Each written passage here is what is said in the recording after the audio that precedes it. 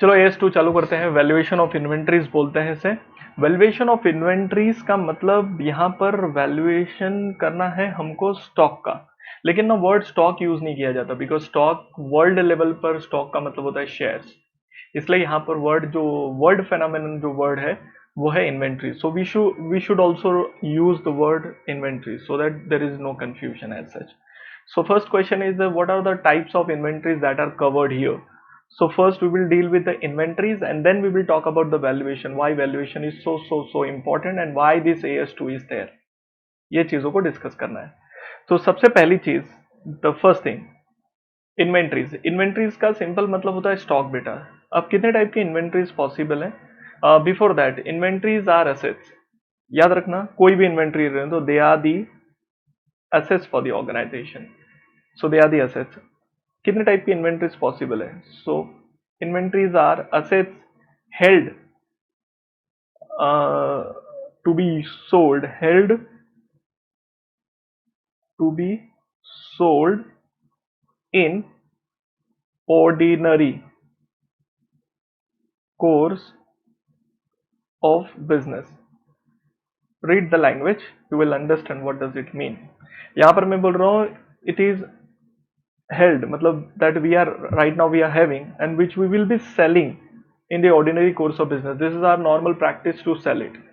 So ऐसी inventories को बेटा फिनिश्ड गुड्स बोलते हैं. we call it finished goods, that completed goods to be sold.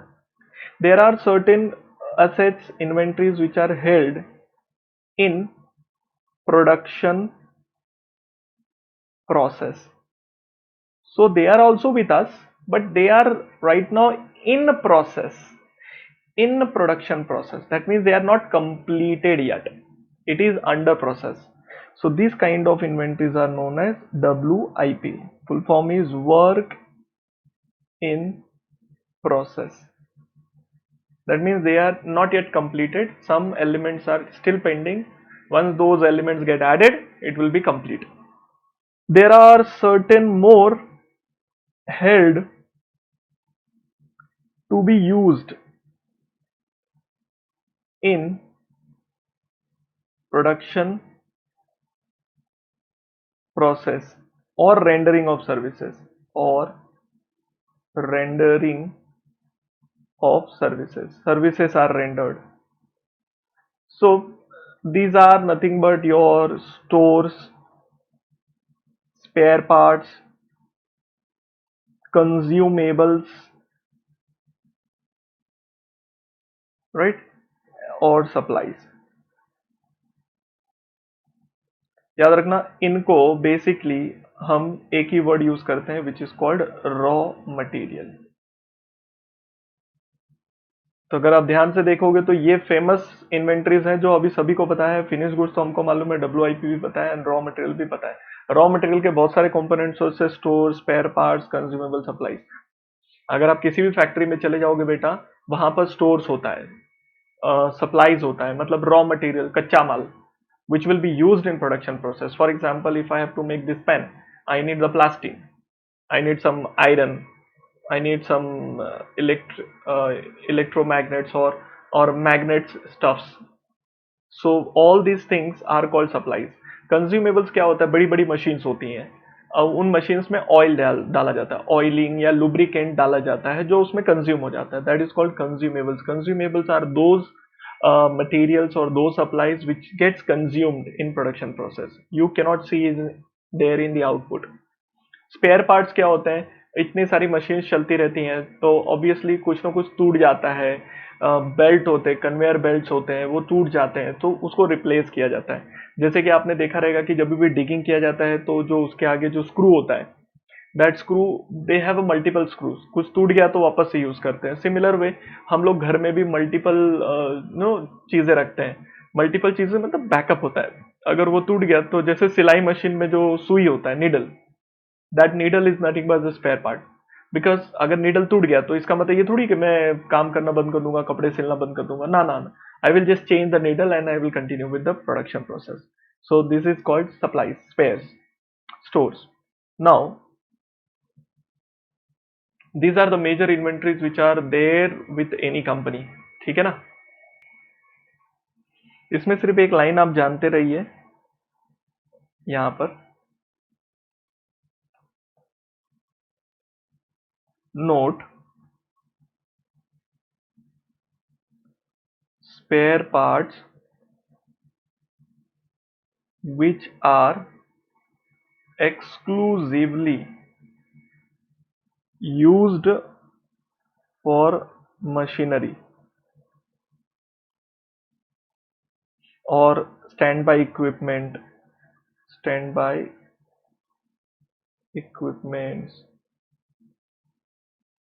which satisfies conditions given in AS10 PPE। जो भी ऐसी ऐसी चीजें होंगी, ऐसे spare parts should be treated as PPE and not inventories। ऐसे spare part which are not generally use, which are exclusively used, मतलब वो उसी मशीन का पार्ट है।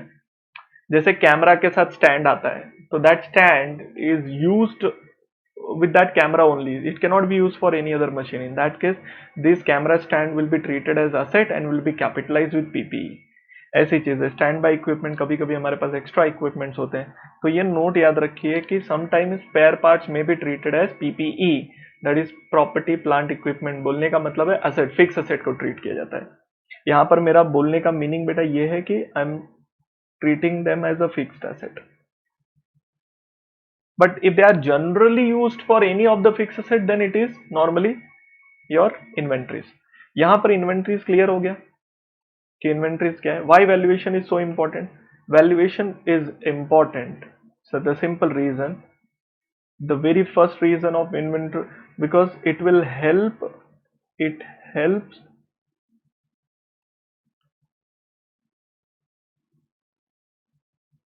to assess correct profit, assess correct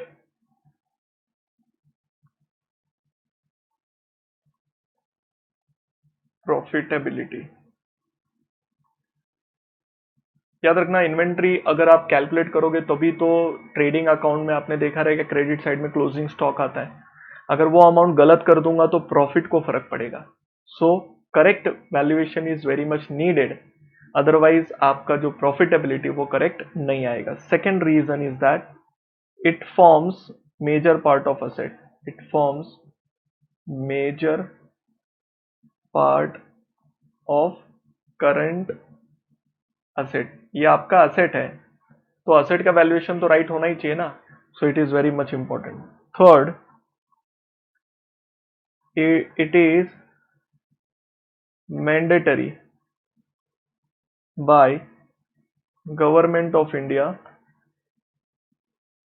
for some industries. Government of India ने mandatory करा है कि जैसे जिस कंपनीज की कॉस्ट ऑडिट की जाती है, ऐसी कंपनीज को वैल्यूएशन करना तो कंपलसरी है, चॉइस है ही नहीं। उनको स्पेसिफिक रिकॉर्ड भी मेंटेन करने पड़ते हैं, इसके लिए ये चाहिए। तो valuation is very much important, उसको डिनाई नहीं कर सकते हम लोग, इसके लिए ये। नाउ हमारे पास जो वैल्यूएशन के एस्पेक्ट हम लोग को देखने हैं, ऑब्वियसली हम लोग को वैल्यूएशन में फिनिश गुड्स का वैल्यूएशन देखना है, डब्ल्यूआईपी का वैल्यूएशन देखना है, हमें रॉ मटेरियल का वैल्यूएशन देखना है। तो ये वैल्यूएशन हमको अभी सीखना बाकी है। फिलहाल इधर तक क्लियर है, तो इतना कॉपी कर लो, दिस एंड दिस। सेकेंड चीज मैं ये बता देना चाहता हूं कि AS2, ये रहा आपकी ऑब्जेक्टिव दिया है, फॉर्मूला की कंप्यूटेशन ऑफ कॉस्ट इन्वेंट्री कैसे करेंगे वो सब ठीक है। ना याद रखना, AS2 is not applicable, it is not applicable in following cases, even though there is a stock but it will not be applicable। सबसे पहला चीज, कंस्ट्रक्शन कॉन्ट्रैक्ट के स्टॉक में। why? the simple reason is that construction contract AS7 में वैसे भी covered है, तो AS7 में उसका वैल्यूएशन हो रहा है स्टॉक का, तो यहाँ पे स्टॉक का वैल्यूएशन करने की जरूरत नहीं है। Second, we have a ordinary course of service provider. जो सर्विस प्रोवाइडर होते हैं उन लोगों का स्टॉक होता है, तो इन लोगों का कैलकुलेशन हम लोग AS9 में देखने वाले हैं। इसके लिए AS2 में इसको एक्सक्लूड करना है। Third case is financial instrument like debentures and all. अगर कोई इन्वेस्टमेंट करता है इन दीज थिंग्स एंड वैसा कुछ केस है, तो obviously we are going to look in to AS13। AS13 is all about investment, तो इन्वेस्टमेंट फाइनेंशियल इंस्ट्रूमेंट्स वाले पार्ट तो यहाँ आ गया। Third is livestock, producer inventories like livestock, agriculture, forest products and all. They have their own method of valuation, and that method is that their inventories are valued by default at NRV। होता क्या है वो देख लेंगे, but यहाँ पर अपने को दिमाग नहीं लगाना बिकॉज इसका मेथड फिक्स है, यही मैकेनिज्म है। तो ये चार चीजें हैं जहाँ पर AS2 एप्लीकेबल नहीं है, एग्जाम में पूछता है, इसके लिए मैं बता रहा हूँ। तो क्वेश्चन उठता है AS2 नॉट एप्लीकेबल। ऐसी कौन कौन सी चीजें हैं जहां पर AS2 एप्लीकेबल नहीं है? चलिए फटाफट बता दीजिए कहाँ कहाँ नहीं एप्लीकेबल है। Yes, very good. Inventories of, in case of construction contract, construction contracts, the reason is AS7 में आ जाता है। दूसरा क्या है? हाँ, work in process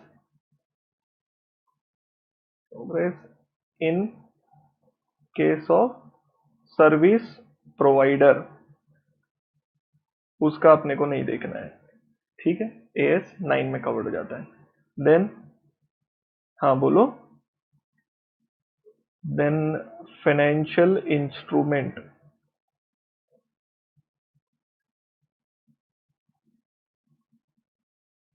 held as stock in trade,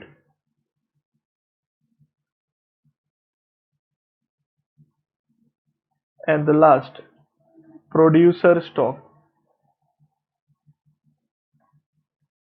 or livestock, agricultural produce,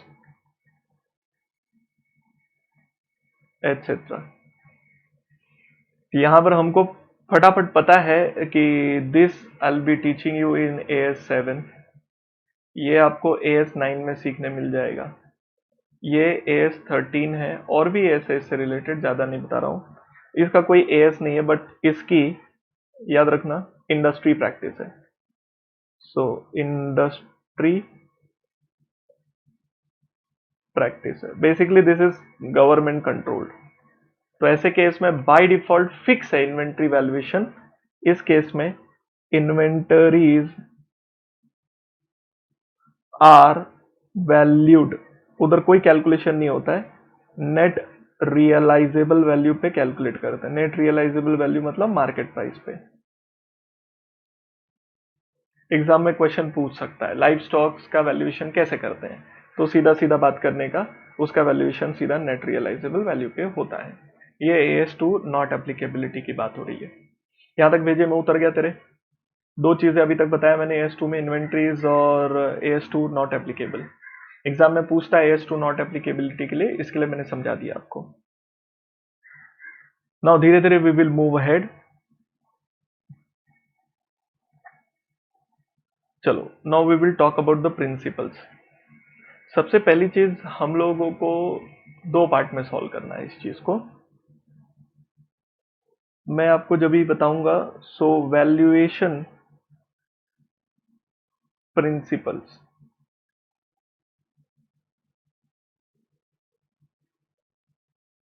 याद रखना। पहले मैं फिनिश गुड्स की बात कर लेता हूं, उसके बाद हम लोग क्या बात करेंगे? Raw material. फिनिश गुड्स का हम लोग जब इवैल्यूएशन करेंगे तो उसमें तीन चीजें आती हैं, लॉजिकली तीन चीज आएगी। सबसे पहला चीज होता है कॉस्ट ऑफ रॉ मटेरियल, आपने मटेरियल कितने का खरीदा। दूसरी चीज आती है मटेरियल को कन्वर्ट करने के लिए जो भी कॉस्ट लगता है, उसको बोलते हैं conversion cost. So second part is called conversion cost. Conversion cost का मतलब सिंपल होता है बेटा, जो लेबर होता है उसको जो आप पे करते हो, लेबर, और इसको हम लोग डायरेक्ट वेजेस के नाम से भी जानते हैं, ठीक है। दूसरा हम लोग जानते हैं कि फैक्ट्री में जो ओवरहेड्स पे किया जाता है, ये भी तो लगेगा ना। तो फैक्ट्री ओवरहेड्स दो टाइप का होता है, एक होता है वेरिएबल ओवरहेड्स और एक होता है फिक्स्ड ओवरहेड, मैं इसकी बात कर रहा हूं। थर्ड, कभी कभी ऐसा होता है any cost which is necessary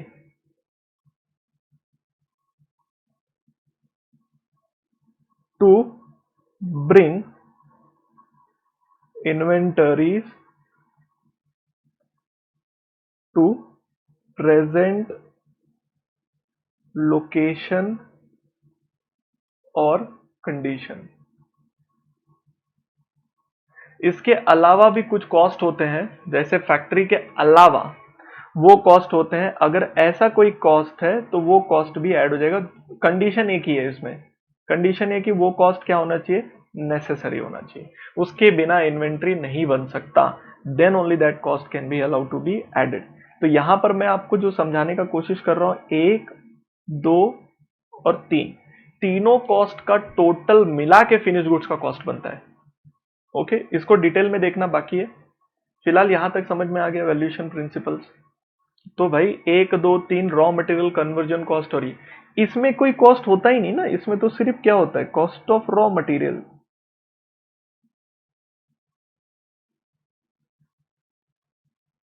इसमें ज्यादा दिमाग नहीं लगाना है, जो इसका फर्स्ट है उसका वही है। So this is a valuation principle. Valuation मतलब कैसे मेजरमेंट करना है, कैसे पता करोगे कि, तो यहां पर मेजरमेंट चल रहा है भाई।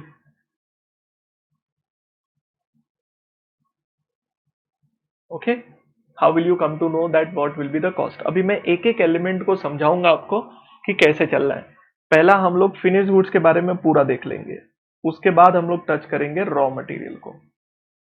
चलो आ जाओ, फिनिश गुड्स में आ जाओ। सबसे पहली चीज,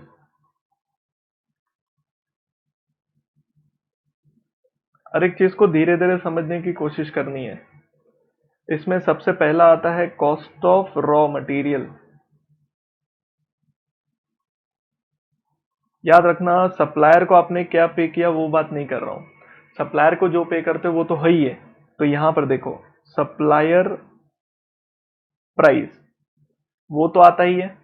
समटाइम सप्लायर क्या देता है अपने को, ट्रेड डिस्काउंट देता है, तो उतना माइनस हो जाता है बेटा।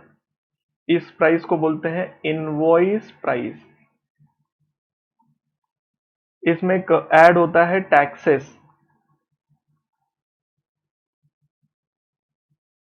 ये सब किया अपन ने पहले, है ना। टैक्सेस ऐड होने के बाद ना सम टाइम हमको शायद फ्रेट भरना पड़े, हमको इंश्योरेंस देना पड़े, हमको लोडिंग का पेमेंट करना पड़े, हमको अनलोडिंग का पेमेंट करना पड़े, तो ऐसे सारे खर्चे क्या होते हैं इसमें ऐड हो जाते हैं। जब तक आपके गोडाउन में माल नहीं आता है तब तक जो भी खर्चा आप करोगे तब तक सब कॉस्ट क्या होता है, ऐड करते जाओगे। सो सिमिलर वे ऐड हो जाता है। अब याद रखना, कभी कभी क्या होता है, टैक्स की क्रेडिट मिल जाती है अपने को। सो टैक्स क्रेडिट अलाउड होता है।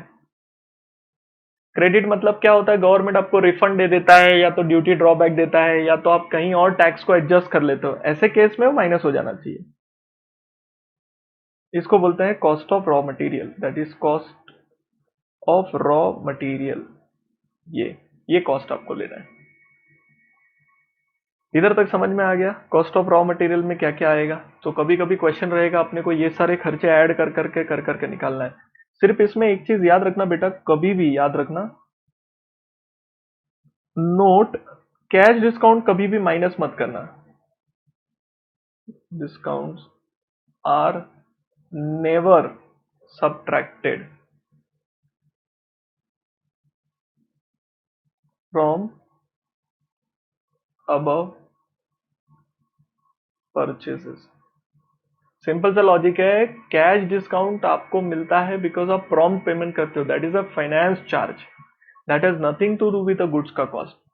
तो हमेशा याद रखना, कैश डिस्काउंट कभी भी माइनस मत करना, वो दिमाग में ठूस के रख लो। वो लॉजिक आपको बचपन से आप पढ़ रहे हो, आप पहली बार नहीं पढ़ रहे हो। So that is there. तो फिनिश गुड्स में पहला एलिमेंट हो गया, this is what we did, first element. Now we will move to conversion cost. ये फर्स्ट एलिमेंट था। सेकंड, अब ये ध्यान देना थोड़ा, कन्वर्जन कॉस्ट। कन्वर्जन कॉस्ट क्या होता है? रॉ मटेरियल को फिनिश गुड्स में कन्वर्ट करने के लिए जो भी खर्चा लगता है उसको बोलते हैं कन्वर्जन कॉस्ट। रॉ मटेरियल मतलब मान लो आपने कपड़ा लिया, उससे बनाना है शर्ट, तो कपड़े को शर्ट में कन्वर्ट करने के लिए जो भी खर्चा लगेगा वो, तो जनरली जनरली कन्वर्जन कॉस्ट में क्या आता है? एक तो तेरा लेबर आ जाता है, ऑब्वियसली क्लोथ को शर्ट में कन्वर्ट करना है, टेलर तो लगेगा ना भाई जो कपड़ा सिलेगा, तो जो लेबर आ जाता है वो। दूसरा, कहाँ सिलोगे? फैक्ट्री में। और मैन्युफैक्चरिंग ओवरहेड्स आ जाते हैं वो। तो ये दो चीजें कन्वर्जन कॉस्ट में मेजरली आती हैं। अब लेबर का जो भी होता है, लेबर का पेमेंट अपने को मालूम होता है, तो ये एक्चुअल बेसिस पे लिया जाता है, एक्चुअल प्रोडक्शन बेसिस। ये तो सबको मालूम है। एक कपड़ा सिलेगा 100 रुपया लेगा, दो कपड़ा सिलेगा 200 लेगा, तीन कपड़ा सिलेगा 300 लेगा, मतलब that is on actual production basis. जितना प्रोडक्शन होगा उतना लेबर पेमेंट करना पड़ेगा। Now factory has two elements, ये सबको मालूम है। एक होता है जिसको बोलते हैं वेरिएबल ओवरहेड और एक होता है fixed overhead. Now variable overhead क्या होता है बेटा? लाइक इलेक्ट्रिसिटी, एग्जाम्पल के तौर पे। अब मुझे बताओ इलेक्ट्रिसिटी कितना लगेगा? पहले से ही जो रहता है अमाउंट फिक्स रहता है इलेक्ट्रिसिटी का, या जितना ज्यादा प्रोडक्शन होगा उतना? Yes, electricity is based on जितना ज्यादा प्रोडक्शन होगा, ये भी एक्चुअल प्रोडक्शन बेसिस पे लेना है। अपने को पता होता है एक यूनिट में अपना एक एक शर्ट बनाने में समझो ना 50 रुपए का इलेक्ट्रिसिटी जाता है। 50, 55, 60 ऐसे एक अंदाजन जाता है। तो बोलने का मतलब अपने को मालूम है एक शर्ट बनाएगा तो 50 रुपए जाएगा, दो बनाएगा तो 100 रुपए जाएगा, तीन बनाएगा 150 जाएगा, मतलब it is going on actual production basis. तो याद रखना, ये एक्चुअल प्रोडक्शन बेसिस, ये एक्चुअल प्रोडक्शन बेसिस। अब बात रही गई फिक्स्ड ओवरहेड की। Tell me about the rent. क्या रेंट का कोई भी प्रोडक्शन से लेना देना है? जो आप रेंट भरते हो या सुपरवाइजर को जो सैलरी देते हो, now they don't have anything with the actual production. तुम प्रोडक्शन करो मत करो, it has nothing to do with that. याद रखना, it has nothing nothing to do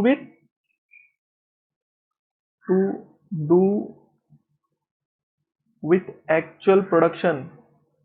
but हमको शर्ट के कॉस्ट में तो ऐड करना पड़ेगा ना। तो आपने ओवरहेड्स कॉस्टिंग किया है क्या? ओवरहेड्स कॉस्टिंग, अगर आपने ओवरहेड्स कॉस्टिंग किया है तो हमने ये सीखा है कि हम लोग ना अपने हिसाब से एक बजट ले लेते हैं, बजट डिसाइड कर लेते हैं फिक्स्ड ओवरहेड का, एंड देन उसको डिवाइड करते हैं बजटेड प्रोडक्शन से।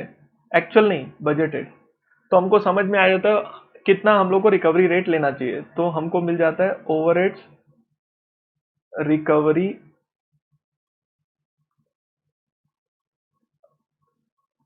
रेट। फॉर एग्जाम्पल, एक एग्जाम्पल ले रहा हूं मैं समझाने के लिए। मान लो मेरा बजट है 10 लाख रुपया, मुझे 10 लाख खर्चा टोटल फिक्स्ड ओवरहेड में लगना ही है, रेंट बोल के सुपरवाइजर सैलरी बोल के। और मैंने प्लान किया कि 1 लाख शर्ट्स बनाऊंगा। I will make 1 lakh shirts. So each shirt I should absorb at least 10 rupees. Her shirt में 10 रुपया ऐड होना ही चाहिए, या कम कर देता हूं 10,000 शर्ट्स। तो हर शर्ट्स में each shirt should take care 100 rupees. Every time I make a shirt 100 rupees में ऐड करना चाहिए, which will help me to recover my fixed overheads. ये भेजे में उतार लो। फिक्स्ड ओवरहेड का रिकवरी रेट अपने को डिसाइड करना पड़ता है। ये समझा क्या? बट ये आप कॉस्टिंग में करते हो, ओवरहेड्स कॉस्टिंग में करते हो। क्लोजिंग स्टॉक का valuation at the end of the year होता है, that means you know the actual figure of your overheads. तो याद रखना, ये कॉस्टिंग का पार्ट है। अब मैं आपको समझाता हूं AS2 क्या करता है। ये कॉस्टिंग में करना है। AS2 क्या करता है? AS2 क्या बोलता है? अब आपको एक्चुअल प्रोडक्शन पता है, तो बोलता है budgeted, sorry, actual fixed overhead. Now you know the actual figure, उसको डिवाइड करो बजटेड प्रोडक्शन और actual production, whichever is higher. Now we will try to understand this logic. मान लेते हैं जो अपन ने बजट किया था 10 लाख और प्लानिंग के हिसाब से 10,000 बनाने का सोचा था। क्या जरूरी है एक्चुअल में 10,000 बनाओगे? तो देखो, एक्चुअल में कुछ भी हो सकता है। तो I am showing you 3 cases, case A, case B, case C. Case A, मान लेते हैं हम लोग ने 10,000 सोचा था, 10,000 बनाया। केस बी, समझो हमने 10,000 सोचा था, 8,000 बनाया। केस सी, हमने 10,000 सोचा था और मैंने 12,000 बनाए। I repeat, let me put the name properly. Case 1, case 2, case 3। It means either of the case is possible, सब नहीं होगा। तो ऐसे केस में हम रिकवरी रेट क्या लेंगे और क्या हम लोग क्लोजिंग स्टॉक के वैल्यूएशन में ऐड करेंगे, ध्यान से सुनना। अब मैं आपको इसको थोड़ा सा इजी करने की कोशिश करता हूं। देखो, मान लो आप लोग एक शर्ट बना रहे हो जिसमें 200 रुपए का कपड़ा लग जाता है। लेबर वाला बोलता है मेरे को एक शर्ट बनाने का 100 रुपया चाहिए। इलेक्ट्रिसिटी में अपना 50 रुपया जाता है। तो देख रहे हैं आप, कॉस्ट निकलते जा रहा है। सो मेरा, अगर मैं बात करूं cost of raw material, sorry cost of finished goods कैसे कैलकुलेट करूंगा, सभी लोग ध्यान दीजिए। सावधानी हटी दुर्घटना घटी वाला हिसाब चल रहा है इधर। नाउ रॉ मटेरियल में कितना बोला मैंने, 200 रुपया। लेबर कितना मांग रहा है, 100 रुपया। वेरिएबल ओवरहेड्स में कितना लग रहा है, 50 रुपया। तो भाई एक शर्ट बनाने के लिए कम से कम 350 रुपए तो अपने को लगने ही है। अब मुझे इसमें इसमें ऐड करना है फिक्स्ड ओवरहेड का portion, so that I will get my total cost. ये समझा क्या? मतलब ये जो पोर्शन आपको ऐड करना है वो कैसे ऐड करते हैं वो मैं आपको कैलकुलेशन सिखा रहा हूं। देखो, I repeat, I know 200 rupees, I know 100, I know 50, तो ये 350 तो है ही है, इसमें डिस्प्यूट ही नहीं चल रहा है। हमारा लफड़ा क्या है, फिक्स्ड ओवरहेड का कितना पोर्शन ऐड करें, because fixed overhead amount wise same रहता है। What changes is the production, तो यहां पर एक मैकेनिज्म दिया है वेयर बाय बजटेड प्रोडक्शन और actual production which ever is high, इसमें से जो ज्यादा होगा वो आपको लेना है। क्यों लेना है, क्यों ऐसा कर रहे हैं, वो सब अभी लॉजिक समझ जाएगा। फिलहाल इतना जानते रहिए, विच एवर इज हाई। अब देखो, मैंने 3 केसेस बताए, तीनों केसेस में आंसर देखो कैसे बदलेगा। Case number 1, okay, everybody pay attention to me. Case number 1, इस केस में ये थोड़ा सा जगह ले लेता हूं, तो यहां बना रहा हूं case 1, case 2, case 3। Okay, now हमको मालूम है कि हमको क्या करना है, actual fixed overhead divide by budgeted और actual whichever is higher लेना है। देखो 10 लाख रुपया, वो तो एक्चुअल खर्चा तो वही रहेगा तीनों भी केसेस में। ये सबको समझा? डिवाइड बाय बजटेड और actual whichever is higher. पहले केस में 10,000 एंड 10,000, हायर कौन है, 10,000 ही हुआ, तो क्या रिकवरी रेट होगा, इट विल बी 100 रुपीज। सुनते जाओ। सेकेंड केस 10,000 और 8,000 विच एवर इज हायर, तो आंसर आएगा 10,000, तो रिकवरी रेट क्या होगा बेटा, 100 रुपीज। यहां पे हम लोग कैलकुलेट कर रहे हैं रिकवरी रेट, मतलब पर यूनिट में हमको कितना ऐड करना है। थर्ड केस 10,000 और 12,000 whichever is higher, that is 12,000, तो क्या अमाउंट आएगा, इसको करके देखिए। 10,000 divide by, sorry 10 lakhs, 10 lakhs divide by 12,000, some 83.33 आता है, 83.33 का रेट होगा। अब एक चीज समझो, हमारी एक्चुअल रिकवरी कितनी हो रही है। देखो, एक्चुअल अमाउंट रिकवर्ड, अगर हम 100 रुपीज के रेट से रिकवर कर रहे हैं और हमने 10,000 शर्ट्स बनाए इंटू 100, तो टोटल अमाउंट कितना रिकवर हो जाएगा? 10 लाख। परफेक्ट। सेकेंड केस, अगर हमने 100 रुपीज के हिसाब से रिकवरी कर रहे हैं और एक्चुअली 8,000 शर्ट्स ही बनाया, उस हिसाब से रिकवरी होगा सिर्फ 8 लाख रुपीज। लेकिन सर खर्चा तो 10 लाख हुआ। हाँ, वही तो लॉजिक है। तो जो 2 लाख रुपया आपका नहीं रिकवर हुआ, that is called under recovered.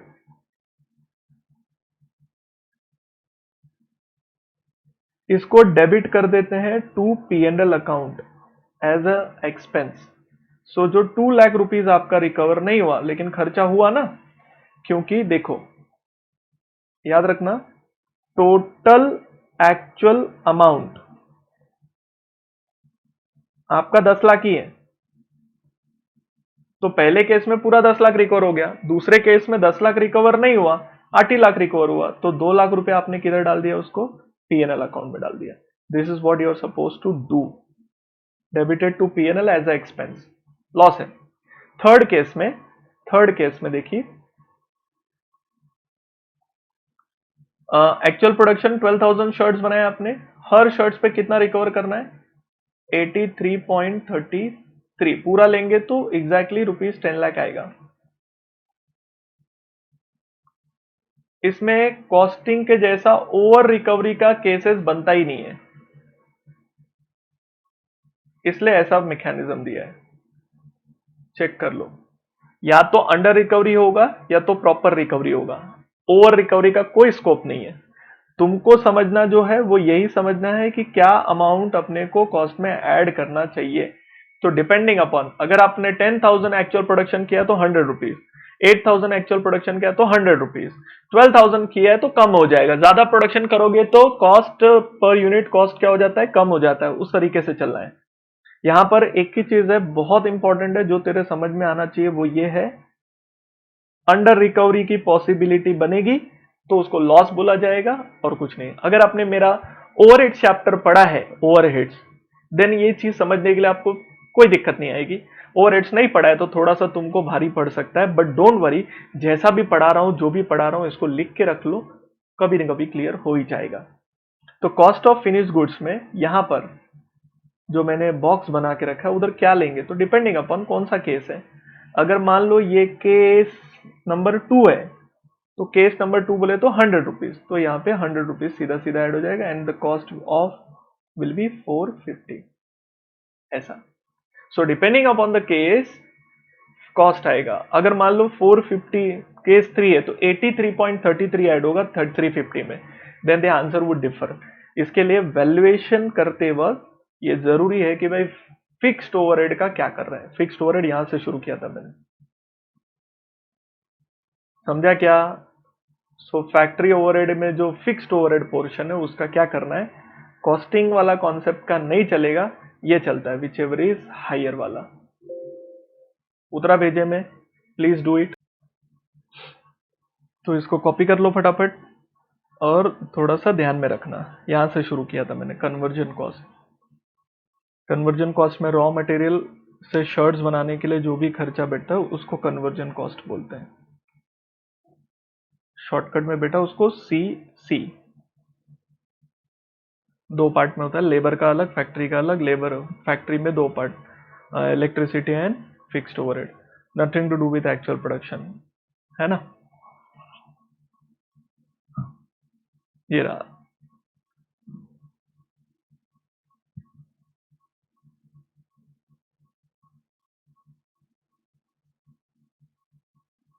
यहां पे काम कर देता हूं मैं थोड़ा अंडरस्टैंडिंग के एंगल से।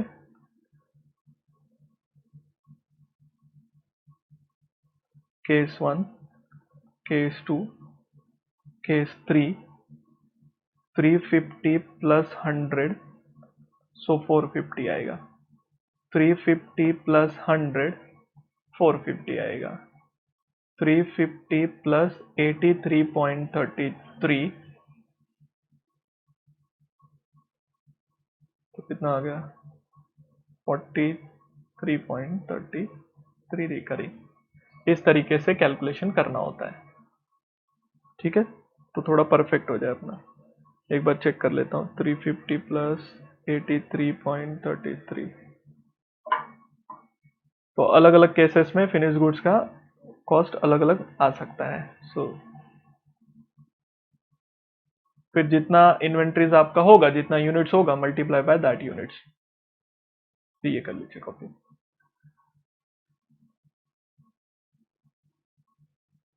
Cost of raw material conversion cost हो गया। थर्ड पार्ट करते हैं, क्योंकि वो भी एक कॉस्ट होता है। Third,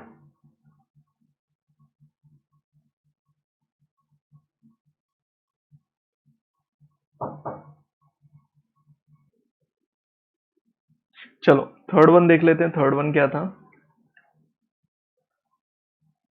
any cost which is necessary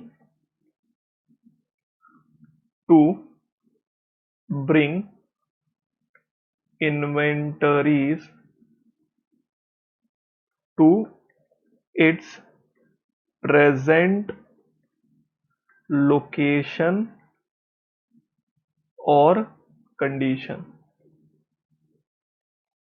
अब इसमें क्या है मालूम है? फैक्ट्री के अलावा अगर कोई कॉस्ट है जो नेसेसरी है, मतलब उसके बिना ये कंप्लीट नहीं होगा, तो जो भी नेसेसरी कॉस्ट है इन्वेंट्री को इस पोजीशन में लाने के लिए, वो चाहिए। फॉर एग्जांपल, जब भी वाइन बनाते हैं ना बेटा, वाइन, तो वाइन में ना एक चीज नेसेसरी होती है, स्टोरेज। उसको एक पर्टिकुलर टाइम तक स्टोर किया जाता है, मतलब may be 1 year, 2 years, 3 years, 10 years तक स्टोरेज होता है। तब जाके वाइन वो टाइप का वाइन बनता है, तो पर्टिकुलर वाइन को स्टोर किया जाता है। तो यहाँ पर storage cost is necessary to bring it to present location और कंडीशन। तो ऐसे कॉस्ट को हम लोग क्या कर सकते हैं? इन्वेंट्री के कॉस्ट में ऐड करेंगे। नाउ अंडरस्टैंड, यहां पर एक चीज और ऐड करी गई, any cost, but excludes, but excludes number 1, abnormal losses. Abnormal losses मतलब होता है अदर देन एक्सपेक्टेड लॉसेस। इसका मतलब होता है अदर देन एक्सपेक्टेड लॉसेस। जो लॉस आपने एक्सपेक्ट किया था उससे ज्यादा होना, उसको बोलते हैं abnormal losses. Second, interest cost,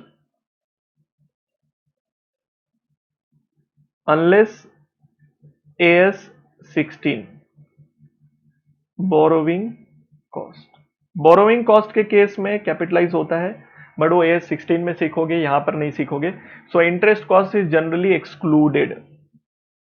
third आता है office and administration cost, unless necessary for inventory, unless necessary for inventory. याद रखना, इन्वेंटरी के लिए वो नेसेसरी है to bring it to present, मतलब उसके बिना हम लोग का ये काम नहीं बनेगा। तो अगर ऐसा कोई एडमिनिस्ट्रेशन कॉस्ट है, then only it can be a part of. अब जैसे एडमिनिस्ट्रेशन कॉस्ट सर ऐसा होता है कि हाँ पॉसिबल है कि जो रिलेटेड टू फैक्ट्री एडमिनिस्ट्रेशन है, जैसे भी फैक्ट्री के जो लेबर्स हैं, सुपरवाइजर्स हैं, उनकी सैलरी प्रोसेस करना। अब सैलरी मतलब एग्जैक्टली बोलूंगा तो जनरल कॉस्ट की बात नहीं कर रहा हूं। तो to the extent it is related to factory, then any which way factory overheads में जाके ऐड हो जाता है। तो अगर ऐसा कोई कॉस्ट है तो definitely it can be, it should be the criteria, it should be necessary for inventory to bring it to present location और कंडीशन। वो लाइन आगे है। Similar way, selling and distribution cost, same line, unless necessary. ठीक है, तो वो याद रखिए। And the last one is that storage cost. Same line, unless necessary, because storage cost wine के केस में तो हम लोग ऐड ही कर देते हैं, बिकॉज वाइन के केस में स्टोरेज कॉस्ट क्या होता है, नेसेसरी होता है, अदरवाइज एक्सक्लूड। तो याद रखना, दीज आर सर्टेन एक्सक्लूजन्स कि भाई ये सारे कॉस्टेज को ऐड नहीं किया जाता है। Okay, these are excluded unless otherwise necessary. तो ये तीनों कॉस्ट का जो टोटल होता है, सम अप, ए 1 2 एंड 3, ये जो मैंने यहां लिखा, cost of raw material, conversion cost, cost of raw material, conversion cost, और any other cost which is necessary. ठीक है, तीनों का कॉम्बिनेशन इज फिक्स कॉस्ट का कॉस्ट। यहां तक सबके भेजे में उतर गया। अब और एक प्रिंसिपल यहां पर काम करता है, that principle says inventory, that is especially I'm talking about the fixed finished goods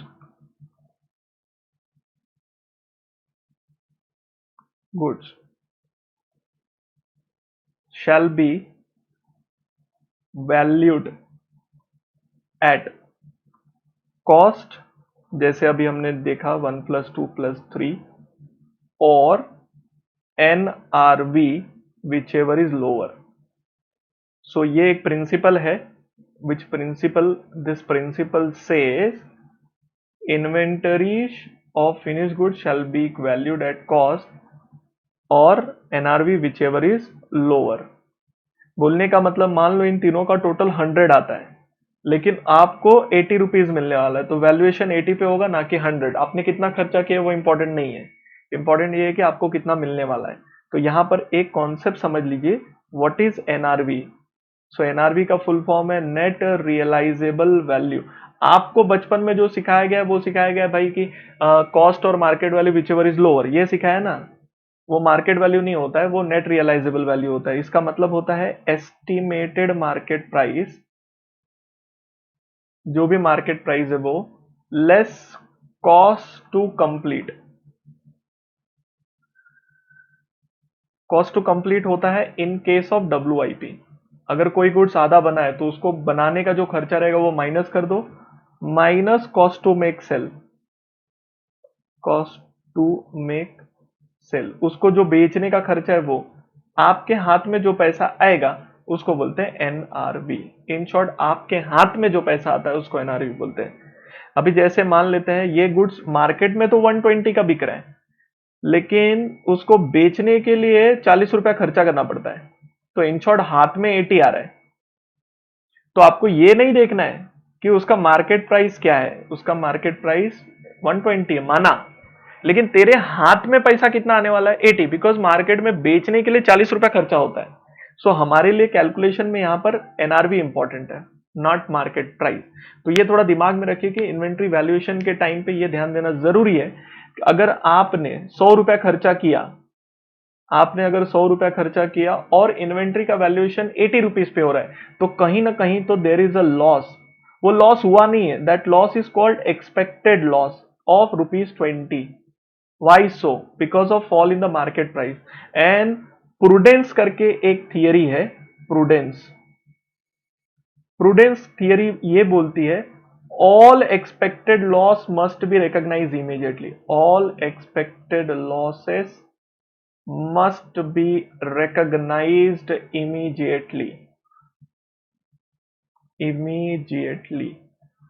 बोलने का मतलब होता है कोई भी लॉस, देखो लॉस सच में लॉस हुआ है वो तो बुक्स में लिखना ही होता है, लेकिन प्रूडेंस क्या बोलता है मालूम है, अगर लॉस आपको होने वाला है, हुआ नहीं है, एंड यू फोरकास्ट कि ये लॉस होगा, तो लॉस का रूल है कि उसको इमीडिएटली रिकॉग्नाइज करो, ये प्रूडेंस बोलता है। इसलिए यहां पर देखो 100 रुपए का कॉस्ट है, खर्चा 100 रुपया हो गया, लेकिन मिलेगा मेरे हाथ में 80, मिला नहीं है, मिलेगा, अगर बेचूंगा तो मिलेगा।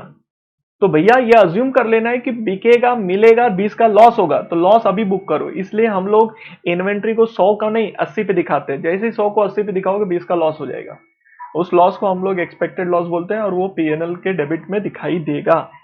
यहां तक क्लियर है? तो आई होप आपको नेट रियलाइजेबल का कॉन्सेप्ट क्लियर हो गया कि what is net realisable value, ये समझ में है। अब मैं और एक एग्जांपल ले रहा हूं, जरा ध्यान से सुनियो। मान लेते हैं मेरे पास ना 3 अलग अलग फिनिश गुड्स हैं, ए, बी और सी। तीनों के मैं कॉस्ट आपको दे रहा हूं। इसका 100 रुपया है, इसका 200 है, इसका 300 है। टोटल मेरा कितना हो गया? टोटल अगर मेरा इन्वेंट्री आप बात करोगे तो 600 रुपए की मेरे पास इन्वेंट्री है। अब मैं इनकी एनआरवी दे रहा हूं। इसका 80 है, इसका 220 है, इसका इसका 240 है और इसका 190 है। चलो फटाक से बताओ टोटल कितना आएगा? कितना आएगा? कैल्सी चाहिए? कैल्सी, ये लो कैल्सी। आ गया कैल्सी। 80 प्लस 240 प्लस 190, टोटल 510 आ रहा है ना, 190 नहीं, इसको 290 कर दो तो 610 आएगा। Now my question to you, this is my total. चलो apply this formula as we know. Look at this. AS2 क्या बोलता है?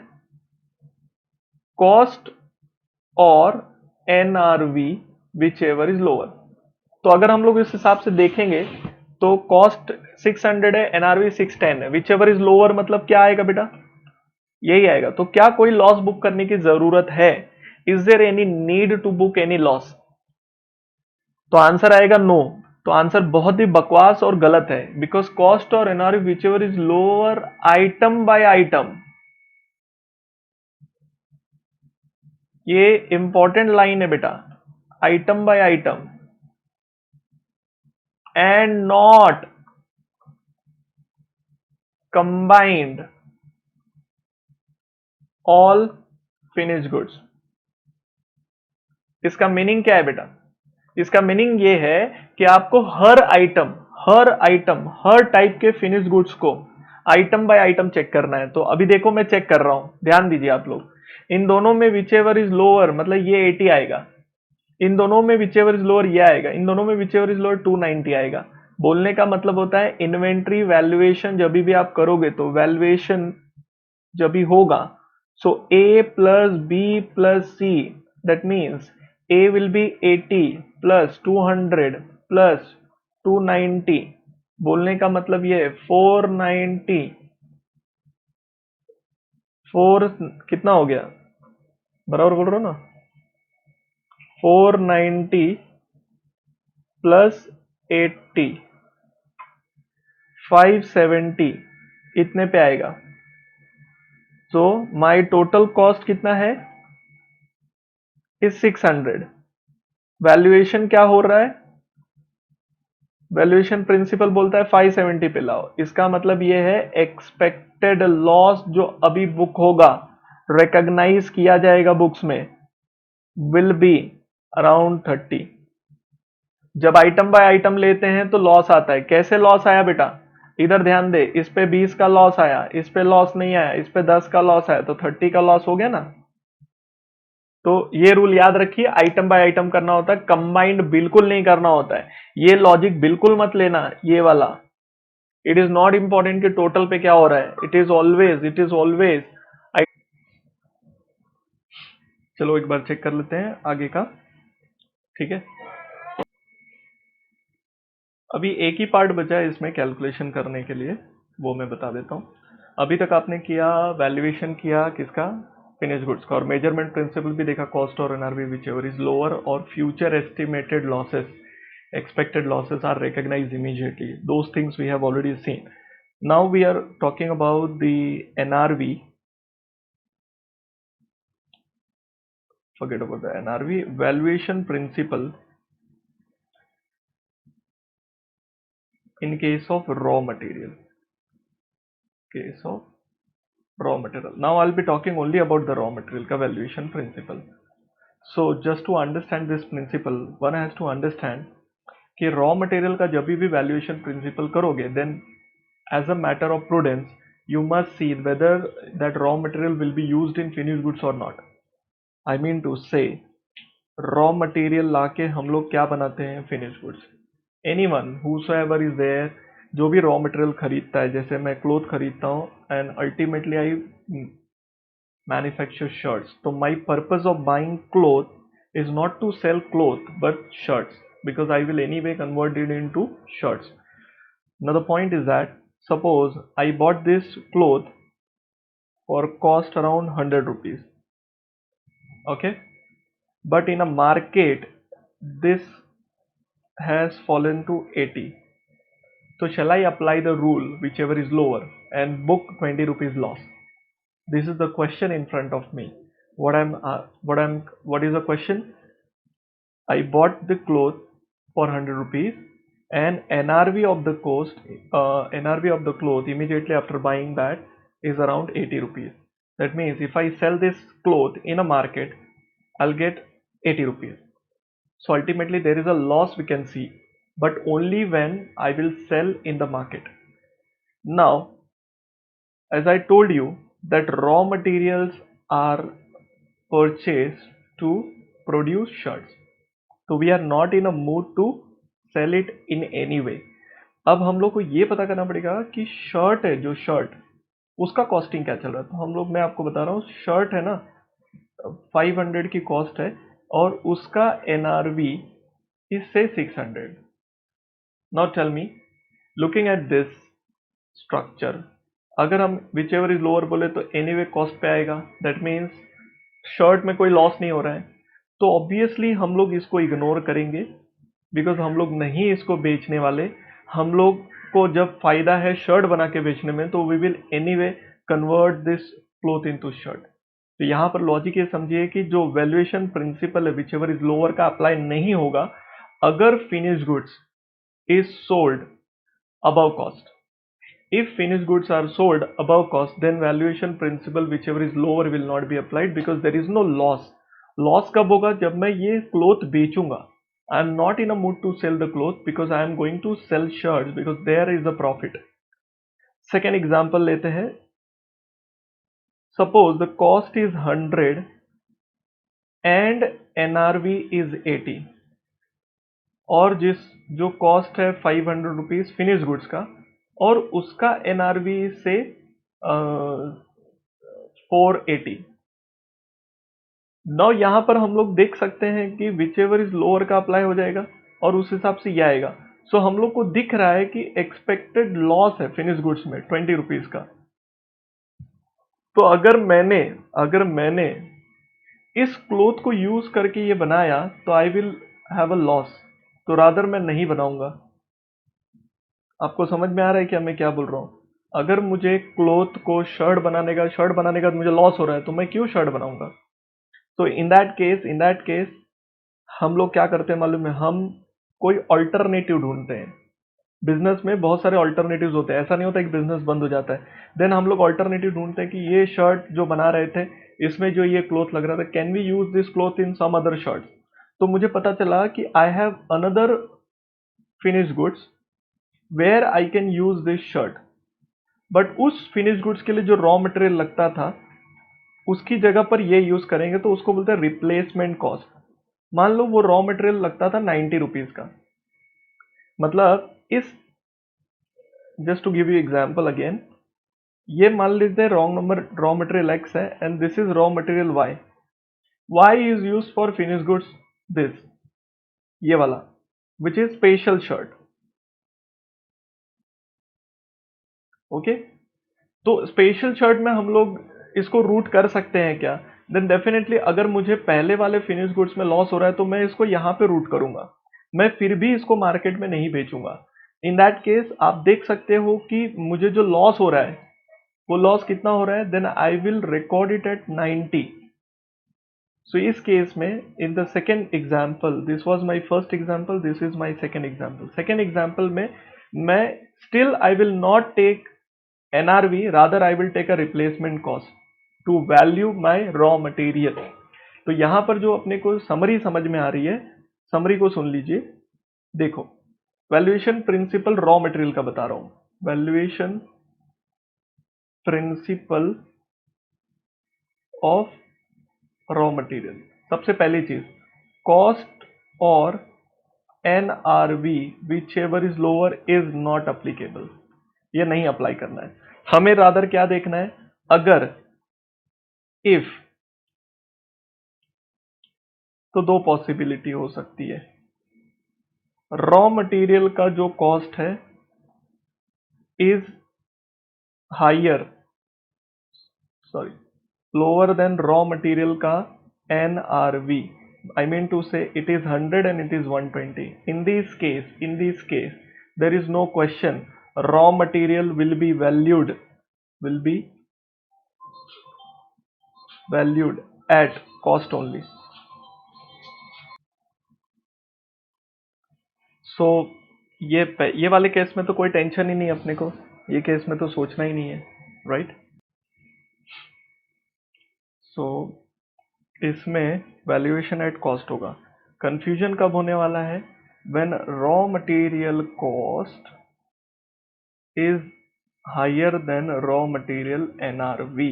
बोलने का मतलब ये 100 और ये 80 हो रहा है, जब अपने को लॉस दिख रहा है तब। ऐसे केस में we check what is the position of finish goods. याद रखना, रॉ मटेरियल के कैलकुलेशन में चेकिंग फिनिश गुड्स का हो रहा है, तो हम लोग ये चेक करते हैं कि फिनिश गुड्स का जो कॉस्ट है वो फिनिश गुड्स का NRV उनका क्या चल रहा है। मान लो this is 500 and this is 600, it means it is good position. इसको हम लोग गुड पोजीशन बोलेंगे बिकॉज हम लोग कॉस्ट से ज्यादा में बेच पा रहे हैं, तो there is a profit possibility. In that case raw material will continue to be valued at cost, will be valued at cost, note no loss will be booked, no loss will be recognized। Simple reason है, because हम लोग raw material को finish goods में convert करेंगे। याद रखना, मैं वापस से रिपीट कर रहा हूं बेटा, मैं ये बोल रहा हूं कि जब कॉस्ट ज्यादा है, यहां पे लॉस दिख रहा है बट स्टिल यहां पर लॉस नहीं है ना, मेरे लिए इंपॉर्टेंट फिनिश गुड्स है। फिनिश गुड्स में मुझे लॉस नहीं है तो मैं वैल्यूएशन कॉस्ट पे रखूंगा। It simply means raw material will be valued at 100 only and not 80। however अगर मेरा फिनिश गुड्स का जो कॉस्ट है compare to my finish goods NRV, अगर केस ऐसा है कि भाई यहां पर मुझे लॉस दिख रहा है से 480, I can see there is a loss, so ऐसे केस में फिनिश गुड्स में कौन पागल कन्वर्ट करेगा, क्योंकि यहां पर जो लॉस बुक हो रहा है 20 रुपीज का। इन दैट केस रॉ मटेरियल को हम कहीं और रूट करेंगे, और ऐसे केस में raw material will be valued at जो रूट किया आपने, that is a replacement cost करके कॉन्सेप्ट होता है, replacement cost which could be anything, जो भी रहेगा उस पे वैल्यूएशन करेंगे। याद रखना, ये तभी करेंगे when this scenario is there. तो सिनेरियो जो क्वेश्चन में है बहुत क्लियर है, एक सिनेरियो ये है, दूसरा ये, दूसरे के अंदर we have 2 more scenarios A and B। Based on finish goods के कैलकुलेशन पे ही रॉ मटेरियल का प्रिंसिपल अप्लाई होगा, इसके अलावा दिमाग मत लगाना। ये जो भी लिख के दिया इसको फॉलो करिए, आपका आंसर एक भी बार रॉन्ग नहीं होगा। That means valuation either cost per होगा या तो रिप्लेसमेंट कॉस्ट पर होगा, कभी भी NRV पे नहीं आएगा। NRV पे वैल्यूएशन ऑफ रॉ मटेरियल के प्रिंसिपल में नहीं आता। सो NRV बेसिकली NRV कट हो जाता है। दिया भी रहेगा क्वेश्चन में तो भी you can ignore it because it is not any way considered. तो इस तरीके से वैल्यूएशन चलता है। ये मैंने एग्जाम्पल यहाँ पे दिया, just copy this example for a better understanding. ये रहा, होप सो कुछ समझ में आ गया आपको वैल्यूएशन क्लोजिंग स्टॉक का कैसे करते हैं। और भी बहुत सारी चीजें बेटा, लेकिन मैं तुझे समझा नहीं सकता यहाँ पर, नॉट रिक्वायर्ड पोजीशन पे आ जाते हैं। तो अब हम लोग डायरेक्टली मॉड्यूल के क्वेश्चंस को जंप करेंगे ताकि हमारी प्रैक्टिस ज्यादा हो जाए। Now if you look at this theoretical aspects AS2, ये रहा, यहाँ तक तो पढ़ ही लिया था। इन्वेंट्रीज में क्या क्या आता है, held for ordinary course that is finish goods, raw material और कंज्यूमेबल्स एंड ऑल आता है। Inventory do not include machinery, वो तो बच्चे को भी पता है कि मशीनरी नहीं आता है। याद रखना, spare parts and servicing equipment, इसके ऊपर कभी कभी क्वेश्चन बना लेते हैं। उनका सिर्फ यही बोलने का मतलब ये होगा कि अगर स्पेयर पार्ट्स और servicing equipment qualifies as AS10 then उसको कैपिटलाइज करिए और वहां लेके जाइए। Otherwise not specific to a particular item of fix asset है, If it is not specific to particular item of then it will be treated as AS2. ये जानते रहिए, नॉलेज के पॉइंट ऑफ व्यू से बहुत ज़रूरी है बेटा कि अगर स्पेसिफिक है, मेरा बोलने का बहुत सिंपल सा मतलब है, if it meet the definition as per AS10 it becomes asset. If it doesn't meet definition as per AS10 then it is AS2. Now, inventory should be valued at lower of cost or NRV. This principle is only with respect to finished goods. वो लिखा नहीं है but समझना है अपने को. Okay. Now cost of inventory consist of, cost of inventory में क्या क्या आता है? कॉस्ट ऑफ इन्वेंट्री में क्या क्या आता है ये तो मैंने आपको ऑलरेडी बता दिया. Purchase, conversion cost, other cost in bring the inventory to its present location और कंडीशन, ये सब लिखा दिया है. परचेज कॉस्ट लिखा दिया है. कॉस्ट ऑफ कन्वर्जन में, कॉस्ट ऑफ कन्वर्जन में अगर तुझे याद हो तो मैंने ये बताया कि फिक्स प्रोडक्शन का क्या करना है, वेरिएबल प्रोडक्शन का क्या करना है. हाँ, मैंने ज्वाइंट प्रोडक्ट और बाई प्रोडक्ट आपको एक्सप्लेन नहीं किया, ये पार्ट मैं एक्सप्लेन कर देता हूँ.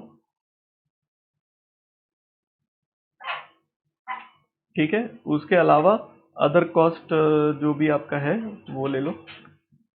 अदर कॉस्ट में क्या करना है? Any cost which represent location और कंडीशन जिसमें items are excluded from the cost of inventory. ये एग्जाम में पूछता है इसलिए इधर स्टार मार्क कर देता हूँ. 5 आइटम है, ये पांचों मैंने लिख के दिए आपको. Abnormal loss, storage cost, administration, selling and distribution, interest and borrow cost unless it is following under AS16. ये सब परफेक्टली लिख के दिया हुआ है. इसमें जानते रहो, मैं समझाने की ज़रूरत नहीं है. अगर जॉइंट प्रोडक्ट है, जॉइंट प्रोडक्ट का मतलब होता है दो प्रोडक्ट, एक ही कॉस्ट होता है दोनों के लिए. जैसे मिल्क, मिल्क से हम लोग बटर भी बना सकते हैं, घी भी बना सकते हैं, बट आपके लिए कौन सा इंपॉर्टेंट है, तो वो मेन प्रोडक्ट हो जाता है. और जैसे कि मिल्क से हम लोग दोनों प्रोडक्ट बनाते हैं, बटर भी बनाते हैं, घी बनाते हैं, then we have 2 products from similar raw material. तो ऐसे केस में when you have a single raw material and you have a multiple product, this products are called joint products. Joint products में टोटल जो भी cost होता है दोनों product का, उसको हम रैशनल बेसिस और कंसिस्टेंट बेसिस पे क्या करते हैं, डिवाइड करते हैं. When sir will be teaching about the process costing, जब भी सर आपको प्रोसेस कॉस्टिंग सिखाएंगे तब ये चीज़ें डिटेल में सिखाएंगे वहाँ पर. तो यहाँ पर उसको PhD करने की ज़रूरत नहीं है. और सिमिलर वे पे जब सर उधर ही बाई प्रोडक्ट और स्क्रैप प्रोडक्ट. बाई प्रोडक्ट वो होता है जो रॉ मटेरियल में से वो प्रोडक्ट निकलता है but it is not needed, हमको चाहिए नहीं होता है. जैसे मिल्क में से बटर मिल्क निकलना. जनरली अमूल कंपनी जो थी initially they were not selling this butter milk, जो 10 रुपए का टेट्रा पैक आता है ना, they were not selling this earlier, they use to throw it out, क्योंकि वो प्रोडक्ट नहीं था उनके लिए, वेस्ट था. They use to throw it out. But later on they realise कि वी कैन सेल इट, तो मसाला वसाला डाल के, नमक उमक डाल के they started selling it. It became a product. Then as product which are not needed but it comes out of that process, it is called by product. It is not a main product. We are not doing this process for that product. तो ऐसे जो products आते हैं उसको हम लोग क्या बोलते हैं बेटा, बाई प्रोडक्ट. जैसे शर्ट्स बनाते वक्त एक्स्ट्रा जो कटिंग करने के बाद जो क्लोथ्स बचते हैं, if you use that cloth for some other product, then that product becomes a by product. तो generally of not material value, उतना मटेरियल वैल्यू भी नहीं होता है, तो it should be measured at NRV, ये याद रख लीजिए. इसमें कोई कॉस्टिंग नहीं करते हैं हम लोग, सीधा इसको मेजरमेंट NRV पे करते हैं. NRV पे करने के बाद जो मेन कॉस्ट होता है टोटल कॉस्ट में से ये NRV को माइनस कर देते हैं. तो net real is deducted from the cost of conversion. ये लाइन दिख रही है आपको, deducted from the cost of conversion. मतलब जो कॉस्ट ऑफ कन्वर्जन होगा उसमें से बाई प्रोडक्ट का जो भी मल्टीप्लाई बाय जो भी NRV रेट होगा मल्टीप्लाई करके माइनस कर दीजिए. ऐसे हम लोग बाई प्रोडक्ट को हैंडल करते हैं. Cost formula not required, FIFO LIFO बचपन से कर रहे हो यार, अभी भी करवाओगे. नेट रियलाइजेबल वैल्यू ऑलरेडी मैंने आपको समझा दिया. और ये रॉ मटेरियल वाला है, finish goods of raw material supplies, finish goods of raw material supplies. ये मैंने ऑलरेडी चार्ट बना के दिया हुआ है. This is with respect to raw material. Now disclosure requirement है, क्या क्या डिस्क्लोज करना पड़ता है. Now we will come to the sums, because तुम्हारे लिए सम्स ही ज्यादा इंपॉर्टेंट है. Illustration 5. Closing stock includes 10,000 units of costing 10, that is 1 lakh, but the current market price as on the date is 90,000. So this goes for the measurement principle. क्योंकि cost is 10, NRV is 9. So whichever is lower, obviously valuation will happen at 9. In that case, closing stock का जो value आएगा 10,000 units का, it should be at 990,000 answer आ जाएगा, खत्म. It will be valued at 90,000. This is an answer. Let's move to illustration 6. हाँ, cost price of certain item is, उसका cost 60,000 है. ऑब्सोल्यूट हो गया. In use to be purpose after incurring 10,000 for modification, then so will be use as a by product for existing product. The purchase price of the same is 40,000. वो क्या बोलता है मालूम है? एक प्रोडक्ट है जिसका कॉस्ट है 60,000. सुनना ध्यान से. अब ये ना बेकार हो गया है, यूजलेस, बट हम इसको ना यूजफुल बना सकते हैं. उसके लिए अपने को खर्चा करना पड़ेगा 10,000 रुपया, मॉडिफाई करना पड़ेगा. और अगर हम इसको यूजफुल बनाते तो हम इसको 40,000 में बेच पाएंगे. That means estimated market price would be 40,000, but 40,000 में बेचने के लिए कॉस्ट टू कंप्लीट है, उसमें हमको चेंजेस करना पड़ेगा ना थोड़ा सा. तो अगर वो खर्चा मैं करता हूं which is around 10,000, then ultimately मेरे हाथ में 30,000 ही आना है. इसको बोलेंगे NRV. मतलब ये जो 60,000 की कॉस्ट की चीज है उसकी औकात अभी 30,000 बची है. अगर हम लोग 10,000 रुपये खर्चा करते हैं तो ऑब्वियसली करेंगे भाई, जीरो मिलने से अच्छा वेयर इज द वैल्यू. अगर अगर कुछ नहीं करोगे, does nothing, then it the value is zero. So rather we will spend 10,000 and we will sell it for 40,000. मतलब अपने हाथ में कितना आने वाला है? 30,000. तो we will apply the valuation principle which says cost और NRV whichever is lower, the valuation will be at 30,000. बस वही है. तो बैलेंस शीट में hence it should be treated as valuation 30,000 में. ठीक है, कॉस्ट और NRV का कॉन्सेप्ट लगा दिया यहाँ पे. नाउ इलस्ट्रेशन 7 देखिए. How do you deal with the following situation? A company deals in a purchase and sale of timber. Okay. So for us, timber is goods. Timber is goods. Has included notional interest. अच्छा. Charges calculated on the paid up share capital and free reserve in the value of stock. Now the question arises, can we add interest cost to the value of stock? तो अभी इसमें गड़बड़ क्या कर दिया बेटा? Question ये उठता है कि क्या नोशनल इंटरेस्ट को कॉस्ट में ऐड कर सकते हैं. तो अगर तुझे याद हो तो मैंने 5 चीजें बताई थी जो कॉस्ट में ऐड नहीं कर सकते. पहला एबनॉर्मल लॉसेस है, स्टोरेज कॉस्ट है, एडमिनिस्ट्रेशन है, selling and distribution and interest and borrowing cost. So ये इंटरेस्ट कॉस्ट ऐड नहीं कर सकते. अगर ये नोशनल की जगह एक्चुअल भी होता ना तो भी तुम ऐड नहीं कर सकते थे. Because is it necessary? क्या ये टिम्बर बेचने के लिए या टिम्बर स्टॉक बनाने के लिए इज इट नेसेसरी इंटरेस्ट? देखो, हर खर्चा नेसेसरी होता है, बट क्या वो प्रोसेस में नेसेसरी है? फॉर एग्जाम्पल, जैसे आप समझो आप खीर बना रहे हो, तो खीर में शुगर और राइस, मिल्क, ये सब नेसेसरी प्रोडक्ट में आते हैं, राइट? तो ये सब चीजें नेसेसरी है, तो उसको नेसेसरी बोलते हैं. If it is required to bring it to present location और कंडीशन, ऐसा नेसेसरी. बाकी तो ऐसा तो दुनिया भर की नेसेसरी चीजें, राइट? तो यहां पर ये जो नोशनल इंटरेस्ट है, it is not as per AS2 and it should be excluded. The valuation of closing stock of timber cannot be considered in conformity with the AS2 because we cannot add it. तो वही English लिखा हुआ है, interest and usually consider not relating to bringing the inventory to their present location और condition. ओ भैया, ये English लिखना बहुत जरूरी है, इसी का मार्क्स है, ठीक है ना? तो यहाँ पे कोई भी होशियारी नहीं, तुमको ये वर्ड्स लिखना ही पड़ेगा, स्पेशली टू प्रेजेंट लोकेशन और कंडीशन. ठीक है, तो ये वर्ड आना चाहिए. तो मुझे मालूम है आप लिख लोगे, छाप लो. Now coming to question number 8. There are ABC 3 product neither similar not interchangeable. That means they are not same. अलग अलग प्रोडक्ट है. Say for example, this is toy, this is shirt, this is marker. ऐसा बोल रहे हो. Okay? Now at the time of closing stock के time पे they are given the, अब हमको मालूम है कि जो भी वैल्यूएशन प्रिंसिपल है, कॉस्ट और NRV whichever is lower should be applied item by item basis. तो अपने को हर एक आइटम पे करना पड़ेगा. तो पहला ए का 40 और 28 में ये लेंगे, दूसरे में फर्क ही नहीं पड़ता 32, एंड तीसरे में 16. सो ultimate the valuation will B 28 plus 32 plus 16. So answer आएगा 76. सो आइटम बाय आइटम होगा, नॉट टोटल. तो वही इंग्लिश में लिखा हुआ है, देखो, कॉस्ट और NRV value is which ever is lower item wise. तो यहां पर ये इंपॉर्टेंट था. ओके सर, ये सब लिखना जरूरी है क्या पैरा? ओ भैया, तू पैराग्राफ वैराग्राफ बहुत हैवी लेवल का चीज हो जाता है. ये लोग ने दिया है but it is not required, तो ये नहीं लिखेंगे. अपने को दौड़ता है, अपने को सिर्फ मेन कॉन्सेप्ट लिखो कैसे कर रहे हो आप.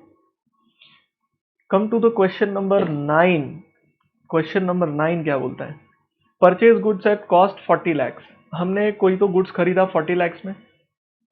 Till March 31st 75% of the stock were sold. ये एग्जाम का क्वेश्चन है, एग्जाम में पूछा हुआ है. तो 40 लाख में से हमने 75% बेच दिया, मतलब कितना नहीं बेचा बेटा? 25% अनसोल्ड है. If you ask me 25% calculate करना, तो it will be 10 lakh. 10 lakh का माल अभी भी नहीं बेचा है, अनसोल्ड को ही क्लोजिंग स्टॉक बोलते हैं. Company wants to disclose closing stock at 10 lakhs. ठीक है, बराबर है. 10 लाख का माल बचा है तो 10 लाख ही दिखाएगा. However expected sales value is 11 lakh and commission 10% on sale is payable. इधर वर्डिंग सुन बे, 10% ऑन सेल इज पेएबल.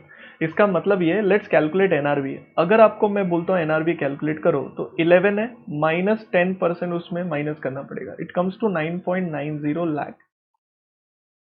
तो भाई ये कॉस्ट है और ये एनआरवी है. विच एवर इज लोअर जब अप्लाई करोगे तो 10 lakhs लोगे या 9.9 लोगे. तो आपको मालूम है विच एवर इज लोअर का रूल अप्लाई होगा, देन 9.9 लाख पे वैल्यू होगा. 10,000 का लॉस बुक करना पड़ेगा. Are you clear with this? Company क्या बोलता है? I wants to disclose closing stock at 10 lakhs. कैसे दिखा सकता है? पागल हो गया है क्या? एनआरवी पे दिखाना पड़ेगा ना. तो यहां पर एनआरवी आएगा विच इज 9,90,000. ओके सर, ये आपने कैसे किया? अरे ये कमजोर दिमाग परेशान कर रहा है तू मेरे को फालतू में. क्वेश्चन नंबर 9 मॉड्यूल के एंगल से मैं ये बोल रहा है एनआरवी निकालना सीखो. एनआरवी का फुल फॉर्म होता है नेट रियलाइजेबल वैल्यू. ठीक है, नेट रियलाइजेबल वैल्यू. तो हम लोग कैसे निकालते हैं? Estimated selling price which is 11 lakh. लेकिन हाथ में 11 नहीं आने वाला. हाथ में क्या आएगा? Cost to make sale minus हो जाएगा. कॉस्ट टू मेक सेल का मतलब क्या है? बेचने के लिए क्या खर्चा करना पड़ रहा है. तो 11 लाख का अपने को 10% देना पड़ता है कमीशन, विच कम्स टू 1,10,000. अगर ये कमीशन मैंने दिया तो मेरे हाथ में जो पैसा आएगा उसको बोलते हैं एनआरवी. दैट इज 9,90,000 आ रहा है. और जो वैल्यूएशन बचा है, जैसे कि मैंने जो खरीदा था, आई हैड बॉट 40 lakhs का माल, उसमें से जो अनसोल्ड है which is 25%, that comes to 10 lakh. तो कॉस्ट ऑफ 10 लाख जिसका एनआरवी कितना है? 9,90,000 है. तो which ever is lower, hence closing stock will be valued at NRV which is 9,90,000. समझा? 9,90,000 पे दिखाएंगे ताकि लॉस दिखे. ऐसे सॉल्व करना है. चलो 9 भी हो गया. Very good very good. 10. 10 English वाला है, थोड़ा पढ़ो. How would you deal with the following situation in annual account of a company for the year ended 31st March 2013? The company has to pay delayed cotton clearing charges. Company को delayed cotton clearing charges पे करना पड़ता है. ये क्या होता है sir? मान ले मैंने कोई सामान खरीदा, अब मैंने डिलीवरी नहीं ली, तो सामने वाला क्या बोलता है? ये भाई लेके जा तू, नहीं तो मैं चार्जेस लगाएगा, बिकॉज तू, मैं मेरे यहाँ पे रखना नहीं चाहता हूँ. तो मैंने बोला ठीक है, तू चार्जेस लगा दे, पे कर दूंगा, क्योंकि अभी फिलहाल मेरे पास जगह नहीं है, मेरे गोडाउन में जगह नहीं है. तो कंपनी वैसा करती थी. सो over and above negotiable prices, मतलब जो भी प्राइस डिसाइड होता था उसके ऊपर कंपनी को एक्स्ट्रा चार्जेस पकड़ने पड़ते थे, जिसका नाम था डीलेड क्लियरिंग चार्जेस. आपने डिले किया, सप्लायर के गोडाउन से माल अपने गोडाउन में नहीं लाए, इसके लिए आपको चार्जेस भरना पड़ता है. सो फार कंपनी क्या करता था, अप टू 11-12 लास्ट ईयर तक regularly included such charges in the valuation of closing stock. अच्छा, इस चार्जेस को कंपनी क्या करता था, मतलब कॉस्ट में ऐड कर देता था।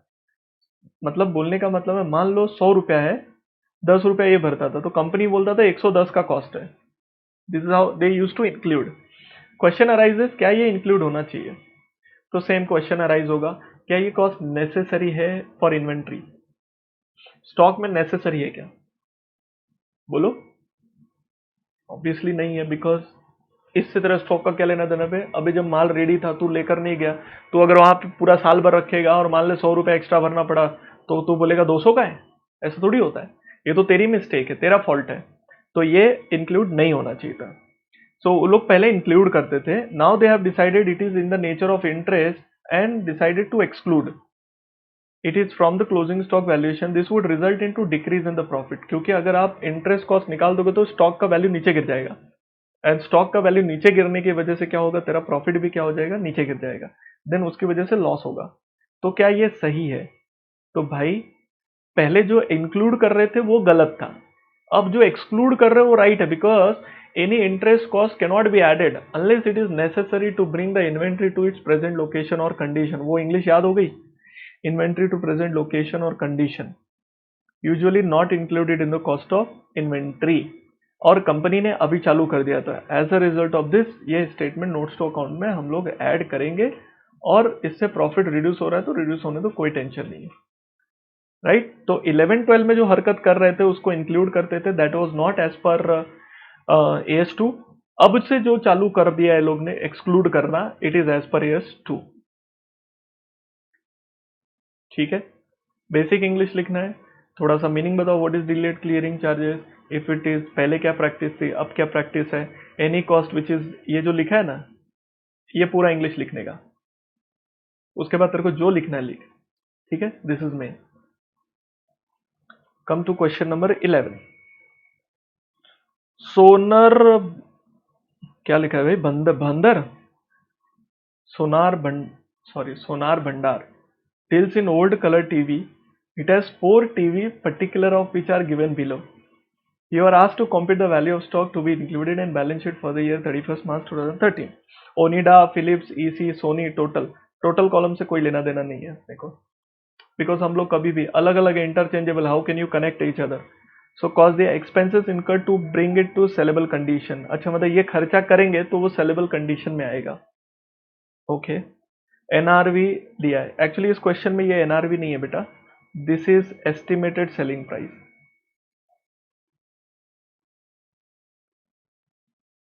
ठीक है ना, एनआरवी अपने को निकालना है, तो how will you calculate NRV? देखो, 18,000 सेलिंग प्राइस है, 3,000 रुपये खर्चा होएगा तभी बेच पाओगे, तो एनआरवी हमको निकालना है, तो मैं निकाल रहा हूं एनआरवी यहाँ पे। NRV is this minus this 15,000, this minus this 28,000, 31,000, 55,000। Forget about this. Now you will compare this with this, whichever is lower का रूल अप्लाई करेंगे, तो ये वाले में ये कलर सेम हो रहा है, सो ये वाला आएगा 28 और 20 ये आएगा, 31 में 35, 31 आएगा, 55 में 50 ये आएगा। So ultimately 10,000, 20, 31, 50।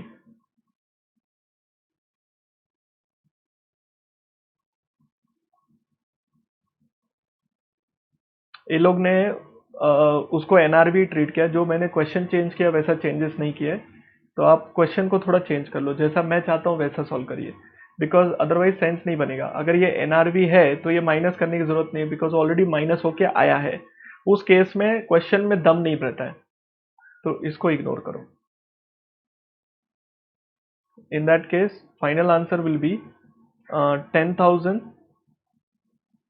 प्लस 20,000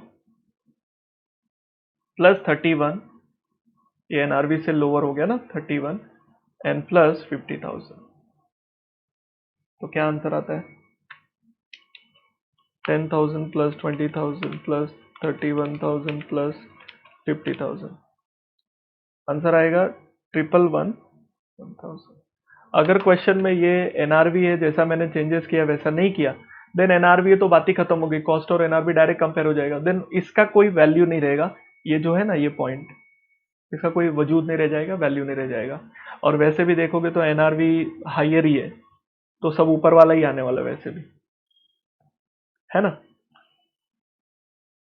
ठीक है, तो 121 के हिसाब से कैलकुलेशन हो जाएगा। तो ये चेंजेस कर लियो क्वेश्चन में एंड देन अकॉर्डिंगली सॉल्व करिए। आ जाओ क्वेश्चन नंबर 12। बहुत सारे क्वेश्चन है AS2 में, तो मॉड्यूल में भर भर के क्वेश्चन डाले हुए हैं। इसके लिए अपन सारे क्वेश्चन डिस्कस कर रहे हैं, मगजमारी नहीं चाहिए अपने को। नाउ कंप्यूट AS2 के हिसाब से वैल्यू हेल्ड बाय एम, इस कॉस्ट प्राइस दिया हुआ है उसका 10 और एनआरवी दिया ये, बट इसमें ब्रेकअप है, मतलब वी हैव 3 डिफरेंट प्रोडक्ट। तो 1 2 3, we know that item by item जाना होता है, ये देखो। तो हम लोग कंबाइन तो लेते ही नहीं, तो हमारे लिए ये इररिलेवेंट इन्फॉर्मेशन है। हम लोग आइटम बाय आइटम जाएंगे तो कौन, देखो कैसे करेंगे। Cotton which ever is lower, which ever is lower, which ever is lower. तो हमारा जो आंसर आएगा इस पर AS2 4960 plus 3450 and plus 1500।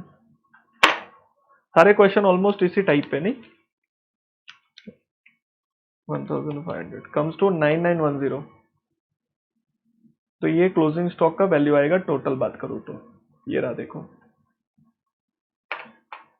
Final answer. Line लिखने के बाद करिए, उसमें पैरा वर्ड लिखने की जरूरत नहीं है। 13, total stock of A Limited as on 31st March was 5 lakh, of which stock 31,000 were not ascertained as per AS2. So question talks about only 31,000 का क्या करना है। ओके, और ये इसके अंदर इंक्लूडेड है, नहीं इंक्लूडेड नहीं है, अपने को इंक्लूड करके बताना है। तो 31,000 का हिसाब देना है। आगे पढ़िए, इसमें प्रोडक्ट है टोटल अपने PST, compute the value of set stock as per AS2 for inclusion in the financial statement. 31,000 का हिसाब लेना है। कॉस्ट ऑफ मटेरियल दे रखा है अपने को 27 का है। और जब इसमें प्रोडक्शन एक्सपेंस, अभी ये WIP पोजीशन पर है, इसमें और खर्चा करेंगे प्लस करेंगे कन्वर्जन कॉस्ट, देन इसका टोटल कॉस्ट हो जाता है 31,000, नहीं 32,000 हो जा रहा है ना। सेलिंग एंड डिस्ट्रीब्यूशन में 3,500 खर्चा होता है, एस्टिमेटेड सेलिंग प्राइस। तो ये सब हटा रहा हूं पहले, ये सब हटा रहा हूं। ओके, नाउ अंडरस्टैंड कि ये तुम्हारा एस्टिमेटेड सेलिंग प्राइस है, ये इसमें ये खर्चा और ये खर्चा करोगे तब प्रोडक्ट बिकेगा। तो अगर मुझे एनआरबी निकालना है तो 15,000 में ये दोनों माइनस होने चाहिए। बट एक चीज समझो कि इसको दोनों तरीके से हमको सॉल्व कर सकते हैं, प्लस वाले तरीके से भी माइनस वाले तरीके से भी। मतलब बोलने का मतलब ये कि मैं क्या कर रहा हूं, इसको पहले इसमें ऐड करूंगा ये बोल के कि ये खर्चा हो जाएगा तब ये मेरा फिनिश गुड्स बनेगा, और इसको बेचने के लिए ये खर्चा करना पड़ता है, तो कॉस्ट टू मेक सेल, इसको इसमें से माइनस करूंगा तो एनआरबी मिलेगा। तो देखो उस तरीके से सॉल्व किया है। फॉर एग्जाम्पल पहला वाला क्या है, पी, चेक करो, ये दोनों को मिलाएगा तो कितना हो जाएगा 12,000, तो ये 12 लिखा, और इसमें से इसको माइनस करेगा तो कितना हो जाएगा 14, तो 14 लिखा। अब इन दोनों में से विच एवर इज लोअर, तो 12, तो इधर 12,000 आ गया। सिमिलर वे सेकेंड में तो एक ही है, विच एवर इज लोअर, ये लोअर आ गया, विच एवर इज लोअर, ये लोअर आ गया, and total final answer as per AS2। ज्यादा दिमाग नहीं लगाना, नॉर्मल सम है। ओके,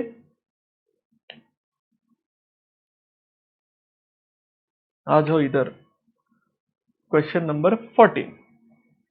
तुमको ब्रेक लेना है तुम ब्रेक ले सकता है, तुम रिलैक्स होके पढ़ सकता है, कोई दिक्कत नहीं है। मैं कंटिन्यू कर रहा है, तुम पॉज करके पहले वीडियो को अच्छे से सम सॉल्व करो, मतलब it should take much more time than expected, because what I am doing right now is just ticking around, so you will be solving in your notebook. जितना सॉल्व करेगा उतना कॉन्फिडेंस बढ़ेगा, तो घाई मत करना। अगर मैं यहाँ पे 1 आवर का वीडियो बना रहा हूँ, मतलब तुझे कम से कम 2 से ढाई घंटा लगना चाहिए। हर एक चीज को पढ़ो, बिकॉज पहली बार जब रीडिंग करते हैं तो इन डेप्थ रीडिंग करते हैं, सेकेंड टाइम में ओके पहली बार रीड कर चुके हो तो सेकेंड टाइम में आप थोड़ा सा स्पीडी करके रीड कर सकते हो. Are you clear with this? So please do accordingly. Now question 14 में जब बात करूँ तो compute the value of stock. Again valuation करना है. टोटल कॉस्ट ऑफ प्रोडक्ट दिया है. इसमें इसमें ये रॉ मटेरियल है, ये कन्वर्जन कॉस्ट है. टोटल कॉस्ट 80 होता है. प्रॉफिट ऐड करके selling price. Selling price has gone down suddenly 100 to 70. अच्छा, अपना सेलिंग प्राइस नीचे गिर गया. Price of raw material has gone down to 8. Okay, so price of raw material जो 12 है वो 8 हो गया. And X limited has in stock 6000 units of material. 6000 units of material. Material मतलब रॉ मटेरियल. तो अपने को ये बताना है रॉ मटेरियल. तो ये क्वेश्चन रॉ मटेरियल के रिलेटेड है. अब आपको याद हो तो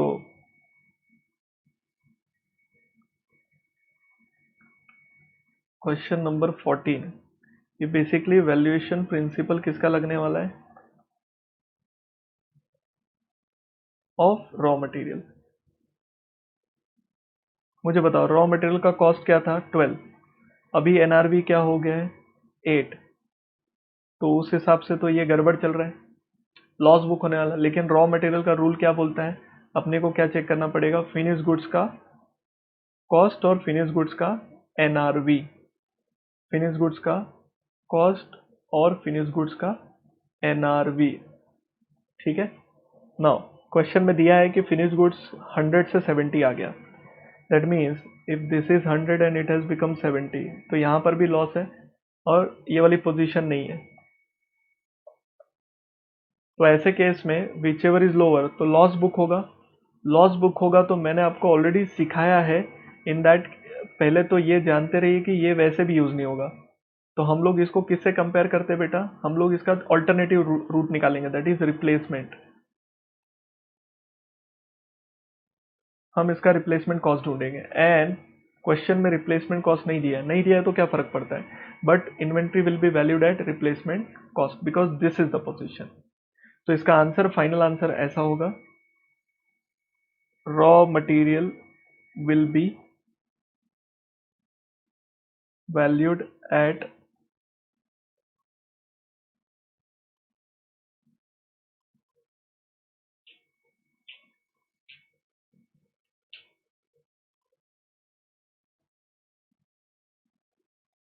जो क्वेश्चन में नहीं दिया है, बट ठीक है, this is the answer.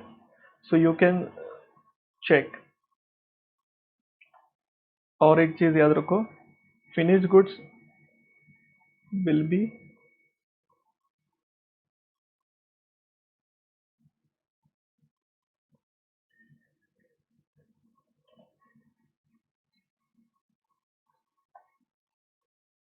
I'll show you replacement cost may be the best measures for their NRV.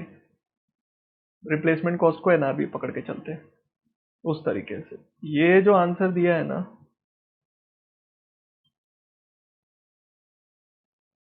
ये गलत दिया है.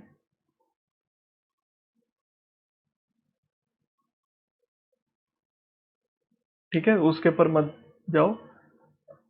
In this case total cost 80 exceeds the net realizable value of selling price 70 as per the price of material. ऐसा बता दो. 80 has become 70 ना. Sorry, मैंने इधर 100 लिखा है. It is 80. 100 का तो कोई कनेक्शन ही नहीं है, बट स्टिल 70 आएगा. This is what you are suppose to do. इतना ही आंसर लिखना है, बाकी सब बकवास है वो सब छोड़ दो. 14 हो गया. Now come to 15. 15 में ना मल्टीपल क्वेश्चन है. एग्जाम में पूछता है ऐसा सब क्वेश्चन. देखो मल्टीपल क्वेश्चन, 3 क्वेश्चन है. पहला, raw material were purchase at 100. Okay, 100 में खरीदा. Price of raw material on decline. अच्छा, price of raw material on decline. Raw material वाला है, डिक्लाइन पर है. ठीक है. Finish goods in which raw material is incorporated expected to be sold at below cost. अच्छा, वहां पर भी लॉस है. फिनिश गुड्स पे लॉस चल रहा है. तो ऑब्वियसली हम लोग क्या करेंगे? रिप्लेसमेंट कॉस्ट को यूज करेंगे. अभी थोड़ी देर पहले ही समझाया. तो आंसर ये आएगा. Okay. So 10,000 kgs of raw material will be valued at replacement cost, तो वो ध्यान में रखिए, रिप्लेसमेंट कॉस्ट पर वैल्यूएशन होगा। सेकेंड क्वेश्चन अलग रहेगा, ये हो गया रिप्लेसमेंट कॉस्ट पर वैल्यूएशन होगा। ये in a production process normal waste is 5%, 5000 MT of input were put in a process resulting in a wastage of 300 MT, cost per MT of input is 1000, entire quantity of waste is on the stock at the year end. I'll tell you what is to be done. Question number 15.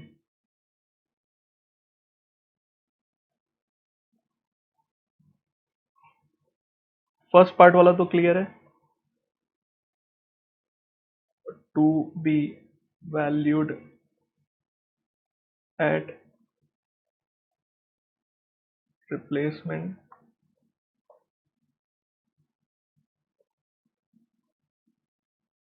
Second वाले में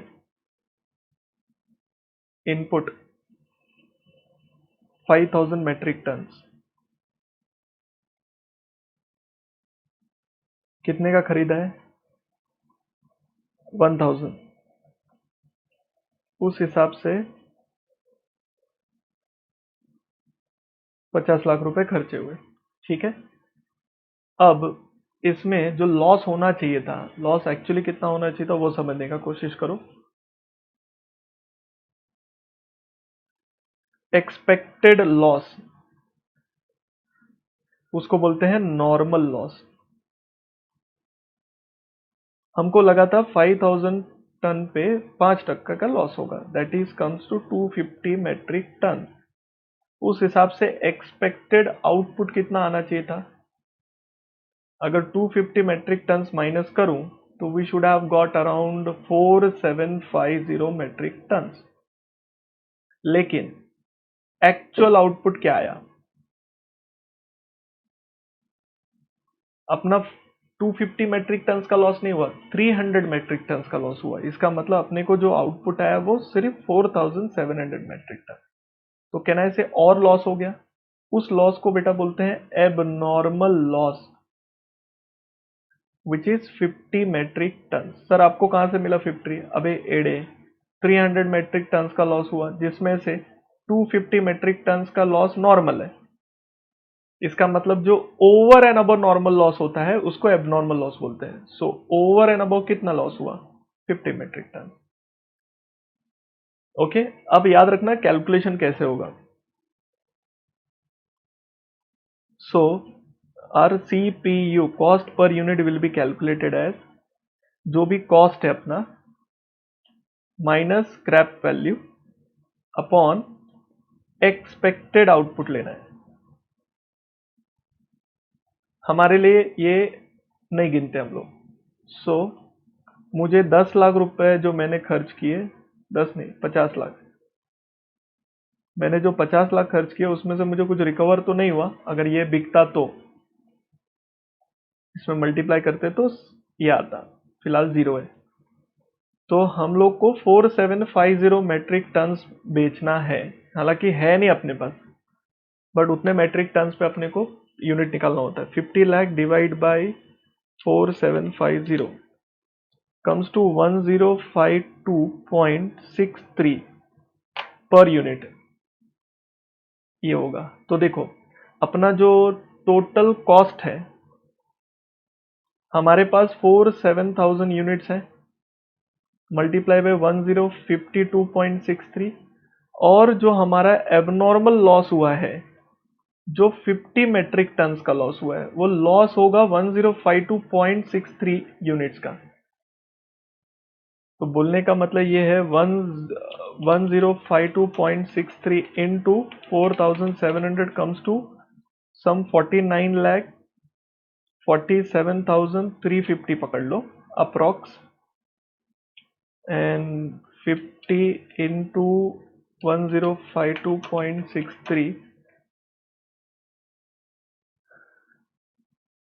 52,000 सम 630 आ रहा है ना, तो 49 47 350 minus 50 lakh,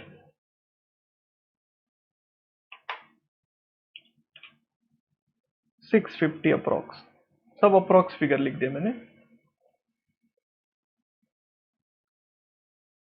बोलने का मतलब इसका टोटल 50 लाख ही आएगा। तो जो मैंने 50 लाख खर्च किया ना, उसमें मेरा इतना लॉस हो गया, यही बिकने के लिए बचा है। सो एबनॉर्मल लॉस जो भी है वो दिखाना पड़ता है। ये जो कैलकुलेशन किया है, इस कैलकुलेशन को ठीक से देखिए। एबनॉर्मल लॉस जो होता है उसमें लॉस का अमाउंट दिखाते हैं, इसलिए वो लॉस का अमाउंट दिखा रहा हूं। और यहां पर हम लोग लॉस नहीं दिखाते, इज जीरो। तो नॉर्मल लॉस क्या होता है, एबनॉर्मल लॉस क्या होता है, कॉस्टिंग में आप अच्छे से सीखते हो, इसलिए यहां पर मैंने वो चीज कवर नहीं करी है। यहां पे I am just talking about the AS2 implication की एबनॉर्मल लॉस कैसे नहीं दिखाना है। कर पाएगा, हो जाएगा तेरे से। इसको और एक तरीके से प्रेजेंट कर सकते हैं, ये कॉपी कर लो, आई शो यू। और 5000 मेट्रिक टन था जो आपने 1000 रुपए में खरीदा था, so that comes to 50 lakhs। तो whenever it comes to normal loss 5% ना, 250 मेट्रिक टन, तो उसमें कुछ भी मल्टीप्लाई नहीं करते, जीरो। वो लॉस को लॉस नहीं गिनते। मतलब मैं ये बोलूंगा कि 50 लाख रुपीज मुझे रिकवर करना है आउट ऑफ 4750 मेट्रिक टन, इसलिए मुझे कॉस्ट को बढ़ाना पड़ेगा। सो डिवाइड करूंगा 50 लाख को 4750 से, तो आई गेट 1052। बट जो भी लॉस एबनॉर्मल नेचर में होता है, देखो टोटल जो मेरा लॉस हुआ है वो 250 नहीं है। टोटल लॉस मेरा कितना हुआ है, इन दोनों को मिला के my total loss is 300 metric ton. तो मुझे मालूम है कि 250 तो नॉर्मल है, बिकॉज 5% नॉर्मल था। उसके ऊपर जो 50 मेट्रिक टन का लॉस हुआ है वो एक्चुअली लॉस है। सो वो मैं जीरो नहीं लिख सकता, I have to write the amount. So 1052.63 के हिसाब से वो बिक जाता यूनिट, और वो नहीं बिक पाया, तो 52,650 का मेरा लॉस हो गया। तो जब ये तुम माइनस करेगा, 47 मेट्रिक टन तुम्हारा बचेगा, तो इसमें 49, 47, 350 इतना अमाउंट तुमको अब रिकवर करना है। तो आप फिर से डिवाइड करके देखो, कॉस्ट नहीं बढ़ेगा, बिकॉज आपने ये लॉस बुक किया ना, इसलिए कॉस्ट नहीं बढ़ा। तो वैल्यूएशन करते हो 4700 metric ton will be valued at 1052.63, ऐसे कैलकुलेशन करना है। सर ये तो बहुत छोटा था उससे। हाँ, क्योंकि ऊपर वाला समझा ना आपको।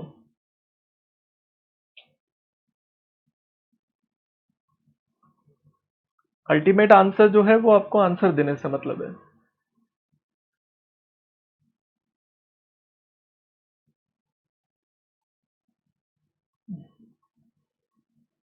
पता नहीं सॉल्व भी किया है कि नहीं, मालूम नहीं, नहीं किया है ठीक से। ठीक है, आधा अधूरा रख दिया है।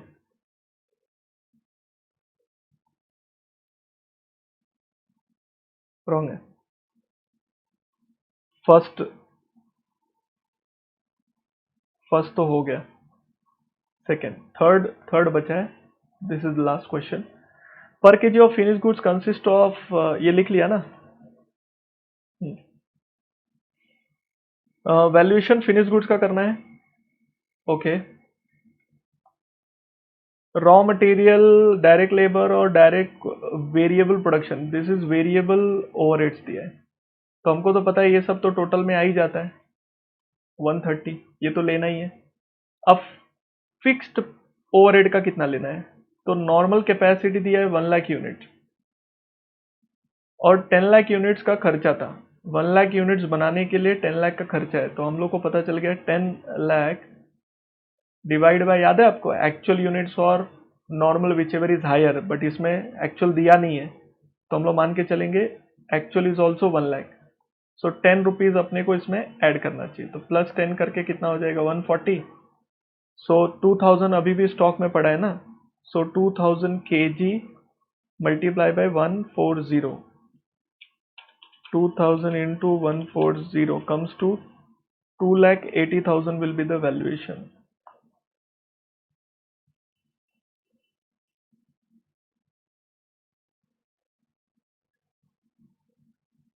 Done? Very good.